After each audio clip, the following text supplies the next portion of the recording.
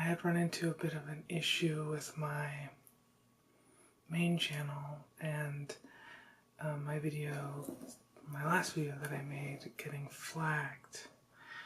And the reason it was flagged was because it had some content where I take an Adderall and I smashed it and then I snorted it.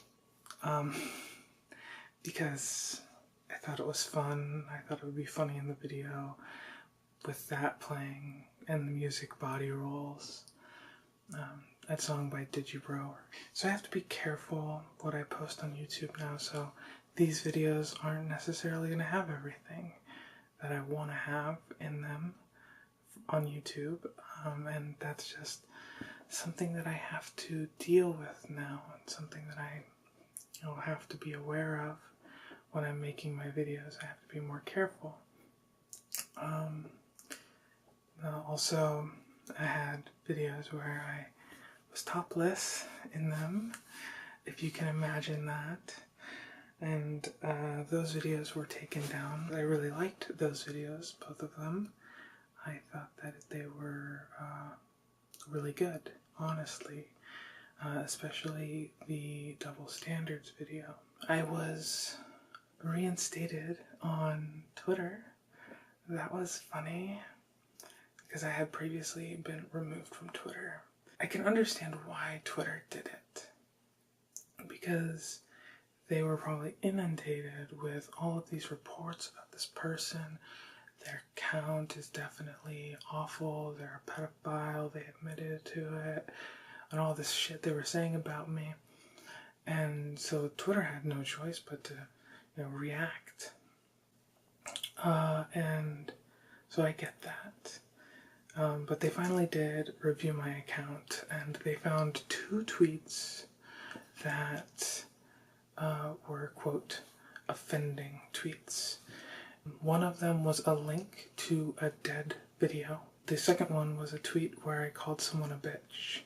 Because this was like later in the day after I was getting really frustrated with all the people.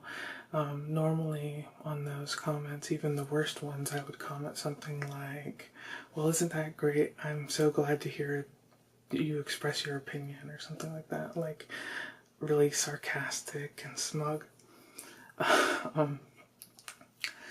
And so most of my tweets weren't even really bad at all. And the ones that they were like accusing me of like confessing to being a pedophile, I never say any of that. So it's an opinion that I'm expressing in these tweets. It's not like saying that I like it or that I do it. I'm talking about just this raw idea that it should be allowed. But there's this one particular person, a journalist, Smug Ruko for Polygon, and they commented on a lot of my stuff, and they were blasting it out to other people, and they were really noticeable as one of the people who was behind my attack. And so I tweeted at them directly and was like, isn't it interesting how things go?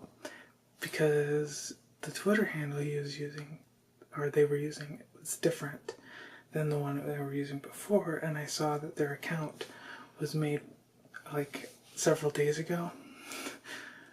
So I think they got banned, or they got flagged because of what they were doing. They said things like, we're gonna get you banned from everything, you're awful scum, you deserve to die, go kill yourself, become part of the 40%, and stuff like that, based on this opinion that I have. I mean,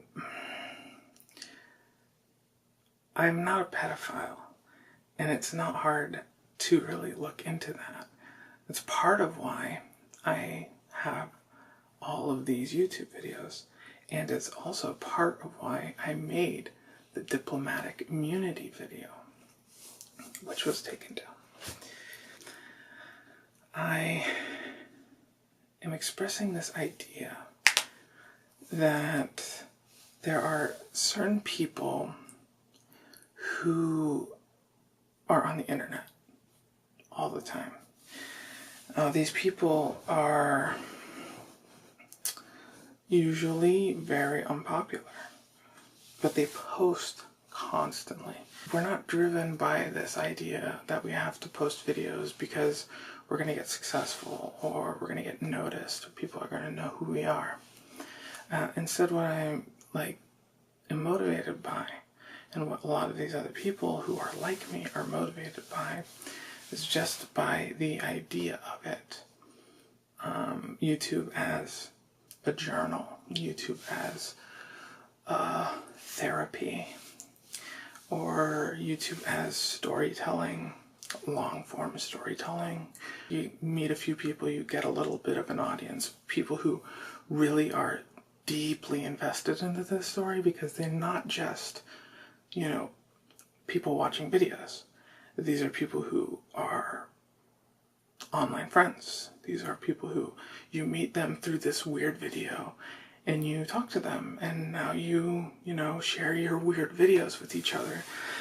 Because we constantly are posting in public forums, on Twitter, on YouTube, on Discord, a lot about us is known.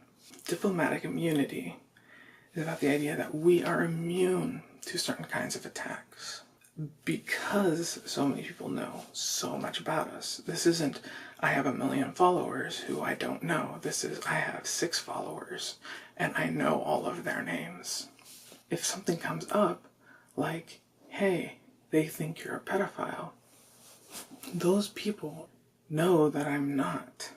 They know it's my opinion. They have a question about the video and they're like, hey, what's up with this? And then they know. So it's not going to hurt me there. Who is my audience right now? Honest ask, do you prefer this me or some other videos version of me?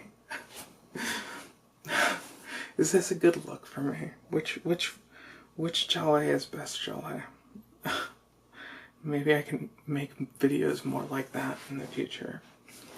I know Leaf, you keep suggesting doing Linux videos, and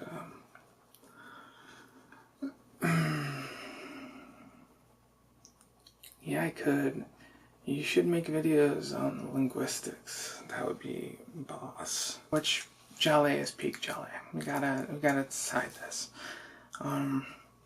We've got, on the one hand, present day, present time Jalae, who is talking in a basement with the basement wall behind her.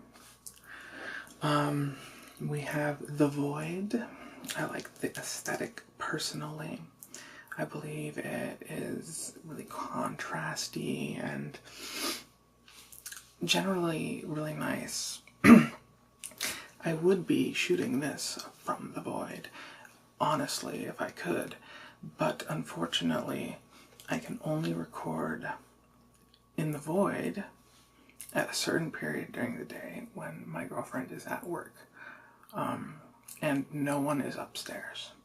So there's time constraints on this, the To the Void episodes, because I can't have random noises from upstairs, although maybe that could be part of the aesthetic. Random background noise, make it a little grungy. Might work out that way. Maybe put a little filter on it and push it in that direction. That might be a possibility. And then the stomping noises would just add atmosphere. But my girlfriend still has to be at work because the lighting can only be achieved when all the lights are out.